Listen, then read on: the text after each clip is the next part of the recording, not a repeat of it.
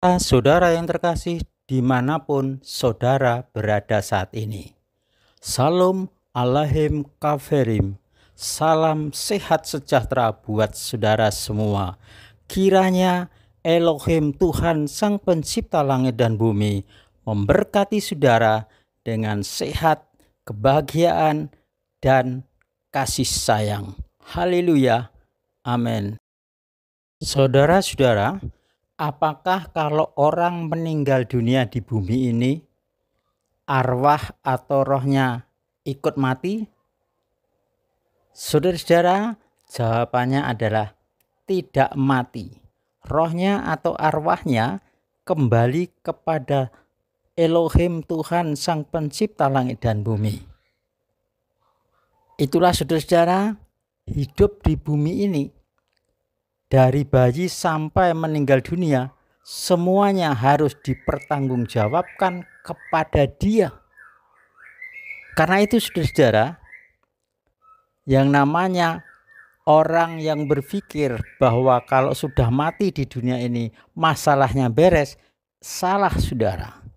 Karena orang yang sudah mati, arwah atau rohnya harus mempertanggungjawabkan kepada Tuhan, Hakim yang maha adil, yang akan menghakimi semua arwah, semua roh-roh manusia untuk menikmati hukuman kekal, neraka, siksaan selama-lamanya, atau istilahnya mati yang kedua, atau hidup kekal bersama Tuhan. Dipertanggungjawabkan semuanya selama masih hidup di dunia ini. Saudara-saudara, mari selanjutnya kita ikuti kebenaran tentang penghakiman dan buku kitab kehidupan, supaya kita lebih jelas mengerti masa depan kita. Kalau Elohim atau Tuhan itu dikatakan maha adil dan bijaksana, maha adil untuk menghakimi roh-roh atau arwah orang yang sudah meninggal di akhir zaman nanti, lantas dasarnya apa? Masa Tuhan mau menilai semua manusia yang miliaran, triliunan jumlahnya itu dari bayi sampai dia meninggal dunia? Mana bisa? Saudara-saudara, itu pemikiran kita manusia. Tapi kitab suci, yaitu firman Elohim sendiri, menyatakan bahwa Tuhan itu maha adil dan bijaksana.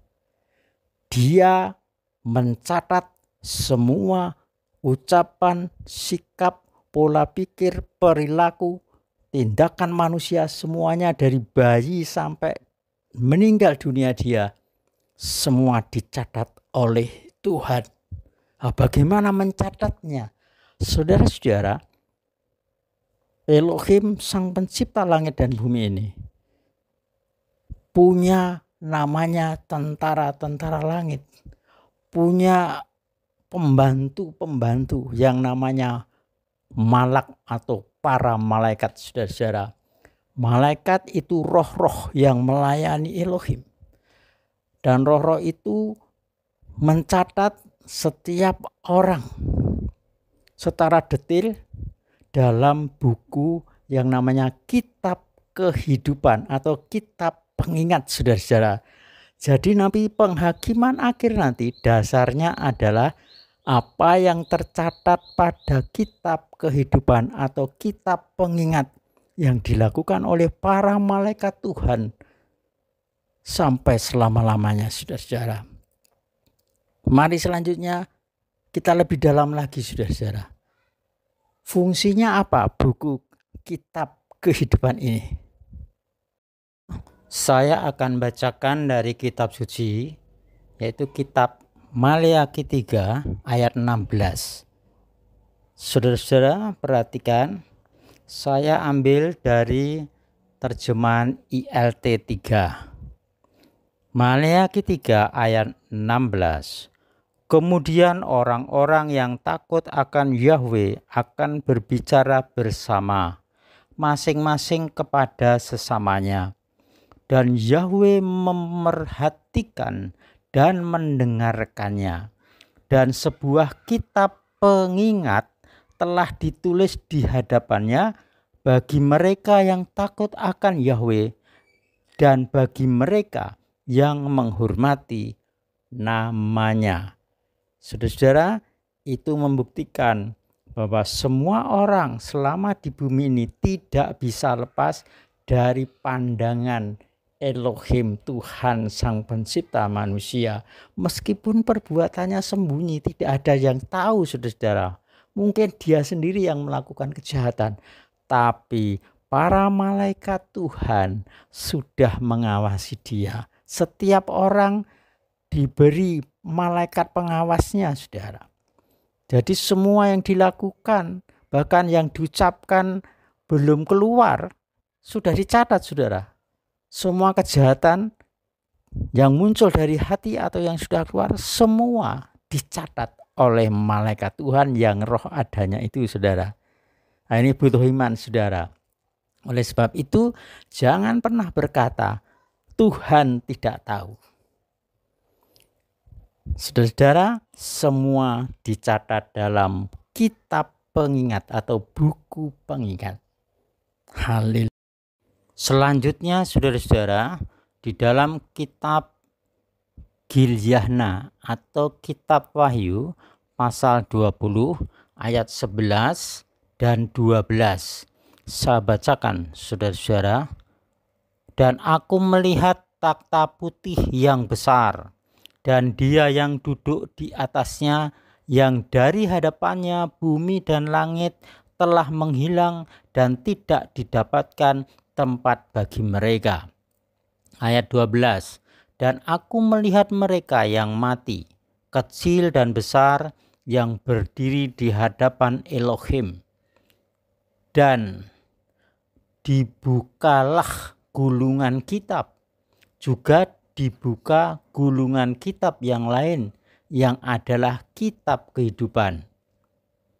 Dan mereka yang mati dihakimi dari apa yang tertulis dalam gulungan kitab itu sesuai dengan perbuatan-perbuatan mereka.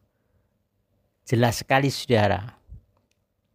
Orang tidak bisa mengelak dari penghakiman akhir dari Tuhan yang Maha Kuasa, Tuhan yang kekal, Yahweh Elohim, yang akan menghakimi setiap orang menurut perbuatannya.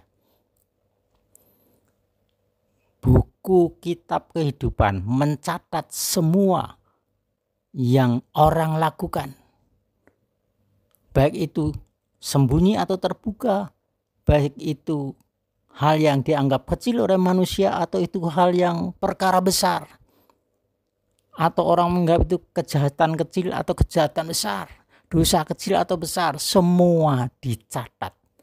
Tidak ada yang terlewati. Semua dicatat dalam buku kitab pengingat atau kitab kehidupan ini, saudara-saudara. Saudara-saudara, ada dua macam kitab pengingat di hadapan Elohim. Yang pertama adalah kitab pengingat untuk semua orang yang disebut orang fasik atau orang jahat di luar kebenaran, dan yang satunya adalah kitab pengingat yang namanya kitab kehidupan anak domba. Itu khusus untuk mencatat orang-orang benar, yaitu orang-orang yang sudah diselamatkan oleh darah anak domba, yang setia sampai akhir. Sehingga apa, saudara-saudara? Bukunya beda. Nah, semua orang yang tercatat dalam buku kehidupan anak domba itu akan beroleh hidup kekal, tidak masuk neraka, saudara-saudara. Seperti saudara bisa baca dalam kitab Gilyahna atau kitab Wahyu pasal 21 ayat 27, saudara. Di situ sangat jelas dikatakan yang tidak tertulis dalam buku kehidupan anak domba ini tidak bisa masuk hidup kekal, tapi masuk kepada kematian yang kedua, masuk neraka, saudara. Sekarang saudara-saudara mengenai khusus orang-orang percaya. Disebutkan saudara-saudara, apakah semua orang percaya itu yang sudah tercatat dalam buku kehidupan anak domba itu akan selamanya tercatat di situ, atau ada kemungkinan dicoret dari buku kehidupan anak domba yang berarti jatahnya masuk neraka hukuman kekal? Gimana saudara-saudara? Jawabannya ada di dalam kitab suci juga saudara, yaitu di dalam kitab Gilyahna, kitab Wahyu 3 saudara-saudara, ayat 5. Di situ ada kriteria yang dihapus atau tetap tertulis dalam buku kehidupan anak domba saudara-saudara. Saya bacakan sebagian saudara-saudara. Kitab Gilyahna atau kitab Wahyu 3 ayat 5. Siapa yang menang, ia ini akan dikenakan jubah putih, dan aku sekali-kali tidak akan menghapus namanya dari kitab kehidupan. Nah, saudara-saudara, berarti sekali-kali tidak akan menghapus. Bagi yang apa saudara? Menang. Apa artinya menang saudara? Orang yang percaya dari awal percaya sampai penghakiman ini atau sampai meninggal dunia di bumi ini, dia tetap setia, tekun mengikuti apa yang diajarkan oleh Sang Mesias Juru Selamat, Yahweh Elohim, Bapa yang di sorga. Siapa yang setia dan bertekun sampai kesudahannya, yaitu sampai dia mati di bumi ini, dia akan tetap tercatat dalam buku kehidupan anak domba yang berarti hidup kekal. Kalau tidak bertekun atau tidak setia, yang di tengah jalan atau hampir mati, dia murtad. Apa yang terjadi saudara? Dia dihapus dari buku kehidupan anak domba, yang berarti jatahnya adalah pada saat dihakimi nanti langsung masuk kepada kematian kedua, yaitu di neraka. Nah saudara-saudara, itulah kitab suci berfirman. Itulah firman Elohim, Tuhan Sang Pencipta, tentang hidup penghakiman dan buku kitab kehidupan. Setelah mengerti ini saudara, apa yang harus kita lakukan selama di bumi sekarang? Satu hal yang dikatakan Tuhan di dalam kitab Matiyahu atau Matius 7 ayat 21. Tidak setiap orang yang berseru kepadaku Tuhan, Tuhan, Tuhan akan masuk ke dalam kerajaan surga, tapi mereka yang melakukan kehendak Bapakku yang di surga. Dalam arti lain, kalau kita mau terus tercatat dalam buku kehidupan anak domba, maka kita harus setia, bertekun, tetap melakukan apa yang diajarkan oleh Bapa kita, Bapa yang di surga, kitab suci terjemahan yang benar.